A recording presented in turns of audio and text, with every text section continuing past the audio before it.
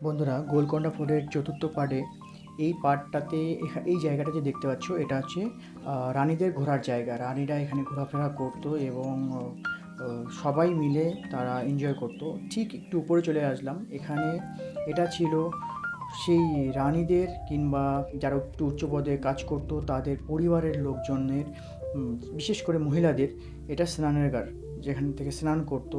ঠিক তার পাশে এই জায়গাটা ছিল হচ্ছে টয়লেট। এটা টয়লেট। আর এই যে ডায়মন্ড কাট, আর তার পাশে ছোট ছোট খোপের মতো দেখতে পাচ্ছ, এখানে প্রদীপ জ্বালাতো রাত্রে করে। এখানে প্রদীপ সারি সারি করে সারিবদ্ধ করে রেখে সেই ঘরটাকে আলোকিত করতো। আর বাকি যত ভিতরে ঢুকছি, মানে ধীরে ধীরে যত ভিতরে যাচ্ছি, সেই ছোটো ছোটো জিনিসগুলো দেখতে পাচ্ছি, এত সূক্ষ্ম হাতের কাজ তখনকার দিনে করেছে, সত্যি অসাধারণ। তো তোমরা অবশ্যই গোলকোন্ডা ফোর্টে এসো, দেখো কেমন লাগে আর